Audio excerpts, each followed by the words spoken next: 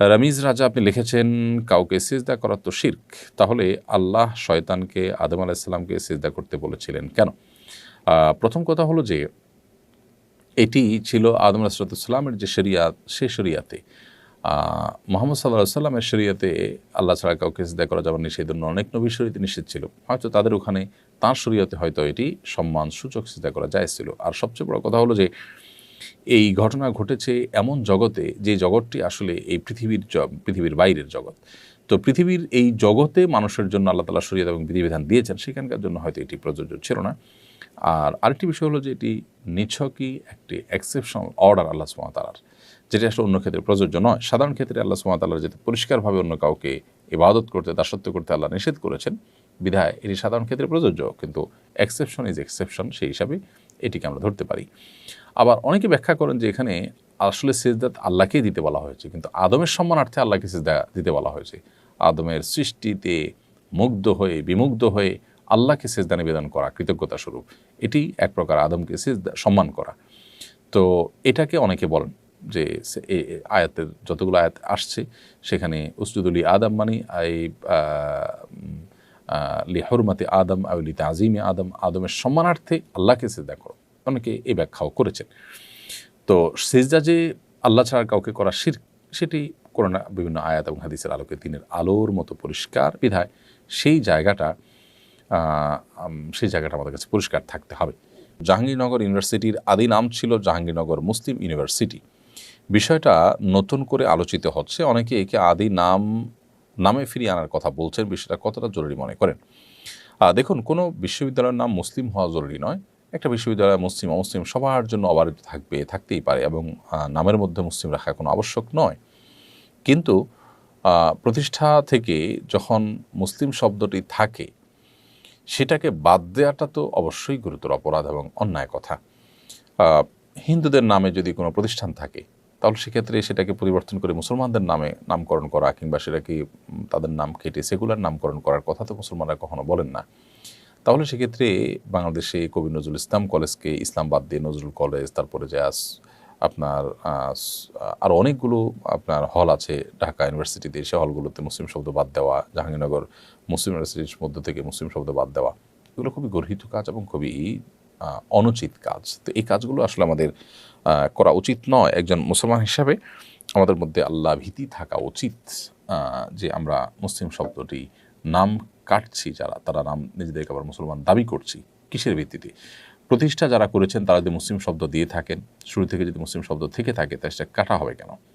এই কারণে এই শব্দ ফিরিয়ে আনার দাবিটা অযৌক্তিক নয়। তবে আমি আবারও বলছি যে শিক্ষা প্রতিষ্ঠানে মুসলিম শব্দ থাকতে হবে, ইসলাম শব্দ থাকতে হবে, নট নেসেসারি, এই দাবি কোনো মুসলমান করেও নেই। অতএব আগে যেগুলোর নামের মধ্যে মুসলিম শব্দ ছিল এবং ষড়যন্ত্র করে, চক্রান্ত করে এদেশে ভিনদেশি এজেন্ডা বাস্তবায়ন করার জন্য, এদেশের সংখ্যাগরিষ্ঠ মানুষকে দমন করার জন্য যে অপচেষ্টা করা হয়েছে, সেটিকে অবশ্যই নিন্দা জানানো উচিত এবং সে অপচেষ্টা বন্ধ করা উচিত। তার ধারাবাহিকতা এখানে মুসলিম শব্দ যুক্ত করার যে দাবি, সেটিকে আমি যৌক্তিক মনে করছি। নাপাক অবস্থায় কি মসজিদের ভেতরে প্রবেশ করা যাবে? কেউ যদি ফরজ গোসল অবস্থায় হয়, তাহলে তিনি মসজিদে প্রবেশ করতে পারবেন না। বাকি ওযু নেই এমত অবস্থায় মসজিদে ঢুকলেও সেটি ফরজ গোসল অবস্থায় মসজিদে ঢুকা যেরকম অপরাধ, জঘন্য অপরাধ, গুনাহ, সরাসরি নিষিদ্ধ, সেরকম নিষেধ হবে না। তবে ওযু করে পবিত্র অবস্থায়, অর্থাৎ ওযু অবস্থাতে মসজিদে অবস্থান করা উচিত। এটা মসজিদের আদব, মসজিদের শিষ্টাচার। আর ফরজ গোসল অবস্থাতে মসজিদে অবস্থান করা তো জায়েজ নয়। যদি কেউ ইতিকাফরত থাকেন, গোসল ফরজ হয়, দ্রুততার সাথে তিনি ফরজ গোসল করে তারপর আবার মসজিদে তিনি প্রবেশ করবেন। আর গোসল ফরজ হলে সে অবস্থাতে তিনি মসজিদে প্রবেশ করবেন না, কারণ মসজিদ এটি পবিত্র জায়গা এবং পবিত্র লোকদের জন্য, বিধায় এ ধরনের অপবিত্রতা এটা নিয়ে মসজিদে প্রবেশ করা গুনাহের কাজ। ফেসবুকে আমার সন্তানের ছবি পোস্ট করি, অনেকে নিষেধ করে, বলে এর মাধ্যমে নাকি নজর লাগতে পারে। আসলে কি নজর লাগে? এতে কি বাচ্চা ক্ষতি হতে পারে? হ্যাঁ, বদনজরের বিষয়টি সম্পর্কে নবী সাল্লাল্লাহু আলাইহি ওয়াসাল্লাম হাদিস রয়েছে, আল আইনু হাক্কুন, বদনজর এটি সত্য। ফলে আপনি সন্তান, সুন্দর কোনো সন্তান, ফুটফুটে সন্তান, শিশু, বাচ্চা বা আপনার আকর্ষণীয় কোনো কিছুর যদি মানুষের সাথে শেয়ার করেন, বিশেষ করে বাচ্চাদের ক্ষেত্রে অনেক বেশি হয় বদনজর। মানুষের এই জাতীয় বিষয়ে বদনজর এটি সত্য। বদনজরের কীভাবে ক্ষতি হয় বা এটা টেকনোলজিটা কি, আল্লাহ তাআলা ভালো জানেন। যে একটা মানুষ রাক্ষসী নজরে যদি দেখে, যদি সে দেখে আপনার হিংসাত্মক নজর দেয়, তাহলে সেক্ষেত্রে এটাকে নজরে হাসেদ বলে, বদনজর বলে। এর ফলশ্রুতিতে ওই বাচ্চা অসুস্থ হতে পারে, ওই বাচ্চার রোগ লেগে থাকতে পারে। আপনি ক্ষেতের ফসল দেখে কেউ যদি রাক্ষসী নজরে দেখে, তাহলে বদনজর লাগতে পারে। এগুলো স্বাভাবিক একেবারে। এখন আপনি বলবেন যে প্রদর্শন এই পৃথিবীতে অনেক কিছুই প্রদর্শন হতে থাকে, সবাই প্রদর্শন করে, কই তারা তো অনেক ভালো আছে। দেখুন, ভালো নেই, অনেকে অনেক দিক থেকে ক্ষতিগ্রস্ত। সেই ক্ষতির কারণ হয়তো এই বদনজর, কিন্তু তিনি হয়তো টেরও পাচ্ছেন না। তো কিভাবে এই বিষয়টা কাজ করে যে একজন রাক্ষসীর দৃষ্টিতে তাকালো আর আরেকজনের ক্ষতি হয়ে গেল, কিভাবে হতে পারে, এই বিষয়ে আল্লাহ রাব্বুল আলামিনের টেকনোলজি আমাদের বুঝে আসাটা আবশ্যক নয়। হতে পারে আমরা এটা বুঝি না। অনেক টেকনোলজি কিন্তু আমাদের বোধগম্য নয়, কিন্তু সেটাকে আমরা অস্বীকার করি না। ঠিক এটাও সেরকম। কোনো কোনো হাদিস থেকে বোঝা যায় যে মানুষকে বদনজর সেটি কবর পর্যন্ত পৌঁছে দিতে পারে।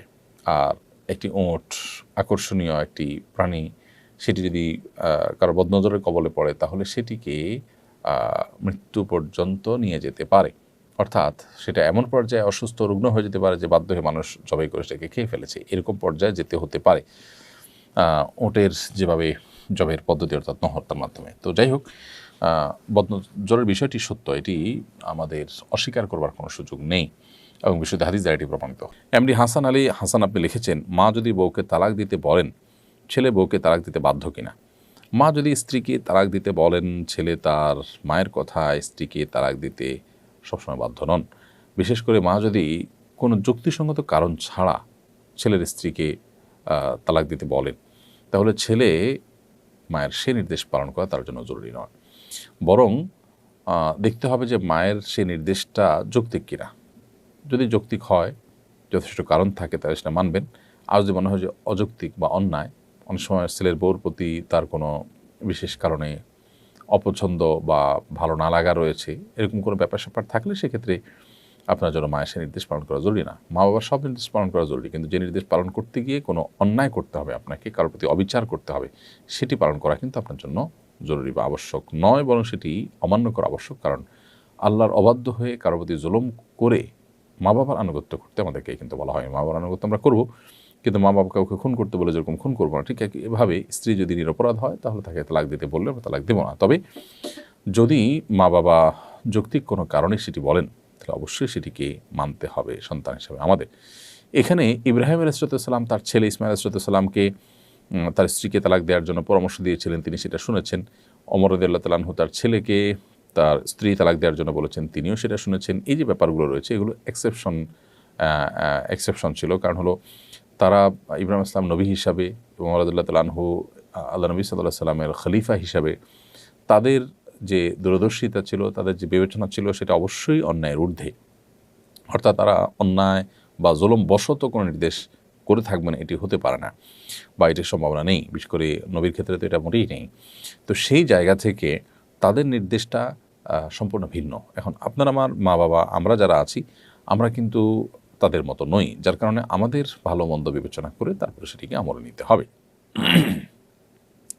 অনেককে গুনাহের কাজে আলহামদুলিল্লাহ, মাশাআল্লাহ, ইনশাআল্লাহ বলতে শোনা যায়। যেমন ইনশাআল্লাহ এবছর আমার একটা সিনেমা আসবে, মাশাআল্লাহ আপনার মেয়ে তো ভালো নাচতে পারে। গুনাহের কাজে এভাবে আল্লাহর নাম নেওয়ার বিধান কি? খুবই অন্যায় কথা। এটা ইসলামী জ্ঞান না থাকার কারণে, ইসলামী জ্ঞানের অভাবের কারণে আমরা আসলে করে থাকি। কোনো অপরাধ কর্ম, কোনো গুনাহের কাজ, কোনো পাপের কাজ করাটা, এটা তো ইটসেলফ একটা অপরাধ। সেটার সাথে মাশাআল্লাহ, সুবহানাল্লাহ, আলহামদুলিল্লাহ, ইনশাআল্লাহ এগুলো যুক্ত করাটা প্রমাণ করে যে সেই কাজটাকে আপনি অপরাধ মনে করছেন না। আপনি কাউকে খুন করবেন, যদি আপনি বলেন যে ইনশাআল্লাহ আমি কাউকে খুন করবো, তাহলে বিষয়টা কী দাঁড়ালো? এই বিষয়টা তো এই দাঁড়ালো যে আপনি খুন করাটাকে ভালো মনে করছেন, সেটাকে আপনি অ্যাপ্রিসিয়েট করছেন। তাহলে অপরাধকে অপরাধ মনে না করাটা ডাবল অপরাধ। একে তো আপনি অপরাধে লিপ্ত হলেন, আবার অপরাধকে কোনো দোষের বিষয় মনে করলেন না। তো এই জন্য একজন মুসলিম কখনো আসলে এই বিষয়গুলোতে অসতর্ক থাকতে পারেন না। অপরাধ বোধ কমে গেলে সাধারণত এই বিষয়গুলো হয়। ইসলাম সম্পর্কে ধারণা থাকার কারণে এগুলো হয়ে থাকে। যারা এগুলো করছে তারা আল্লাহকে ভয় করে সরে আসবেন এবং এগুলো বলবেন না। আপনি পাপের কাজে লিপ্ত আছেন, আপনার মধ্যে অপরাধ বোধ কাজ করেও যে আমি অন্যায় কাজ করছি, ফিরে আসা দরকার, ফিরে আসবো, আল্লাহ আমাকে তৌফিক দান করুন, সে মানসিকতা আপনার মধ্যে থাকা উচিত। রেজাউল করিম রিমন লিখেছেন, অফিসের কাজে বাইরে গেলে গাড়ি ভাড়া নেওয়া হয়। প্রশ্ন হলো, ওই কাজ পায়ে হেঁটে গিয়ে করা এবং গাড়ি ভাড়া নিয়ে নেওয়া কি জায়েজ হবে? বা রেজাউল করিম, অফিসের কাজে বাহিরে গেলে আপনাকে যে গাড়ি ভাড়া দেওয়া হয় সেটা আপনি পাবেন। যদি আপনাকে অফিসে গাড়ি ভাড়া করার জন্য থোক কোনো বরাদ্দ দেওয়া থাকে যে তোমার এটা গাড়ি ভাড়া যাবৎ বিল তোমাকে অগ্রিম দেওয়া হলো, তুমি এই টাকা খরচ করো, এটার জন্য কোনো ভাউচার তোমাকে জমা দিতে হবে না, এটা তোমার হক, তাহলে সেক্ষেত্রে আপনি হেঁটে গিয়ে টাকাটা পকেটে রেখে দিতে পারেন। আর যদি ব্যাপারটা এরকম হয় যে তুমি যাও, খরচ যেটা হয় সেটা তুমি ভাউচার জমা দিয়ে টাকা নিবে, তাহলে সেক্ষেত্রে মানে হলো আপনার যেতে যদি খরচ হয় তাহলে আপনি যা খরচ হলো সেটা ভাউচার নিয়ম অনুযায়ী দিয়ে টাকা নেবেন। এই রকম পরিস্থিতিতে আপনি ফেক ভাউচার দিয়ে টাকা নেওয়া জায়েজ হবে না, কারণ ভাউচারে লিখবেন আপনি এই জাতীয় জায়গায় গিয়েছেন, অমুক গাড়িতে গিয়েছেন, যেটা রাহা মিথ্যা কথা। তো সে মিথ্যা কথা বলে আপনার জন্য জায়েজ নয়। দ্বিতীয়ত হলো যে আপনি গেলে খরচ হলে যত খরচ হয়েছে সেই টাকা আপনি নেবেন, অথচ আপনার খরচ হয়নি কিন্তু আপনি সেটা নিচ্ছেন, তো এই জন্যটা জায়েজ হবে না। তাহলে বিষয়টাকে আমরা দুই ভাগে ভাগ করলাম। প্রথমত, আপনি কোথাও যাবেন, এখানে যাওয়ার জন্য আপনি কিসে যাবেন না যাবেন প্রতিষ্ঠান সেটা দেখবে না, আপনার জন্য থোক একটা বরাদ্দ দেওয়া আছে যে তুমি 500 টাকা পাবা এখানে যাওয়া আসা বাবদ, এটা তোমার বিল, অতএব এই ট্রান্সপোর্ট অ্যালাউন্স তুমি পাবে, তুমি কিভাবে যাবে না যাবে তোমার ব্যাপার, এরকম যদি দেওয়া থাকে তাহলে সেক্ষেত্রে আপনি আপনার মতো করে সে টাকা পায়ে হেঁটে টাকাটা পকেটে রেখে দিতে পারেন। আর যদি ওরকম টিএ বা ট্রান্সপোর্ট অ্যালাউন্স না থাকে, বরং আপনি যাবেন খরচ করে, যা খরচ হয়েছে ভাউচার জমা দিবেন, যেটা জমা দিবেন সেটা পাবেন, এরকম যদি হয় তাহলে সেক্ষেত্রে আপনি ফেক ভাউচার দিয়ে আসলে পায়ে হেঁটে গিয়ে ভাউচার দিয়ে টাকা নেওয়া জায়েজ হবে না।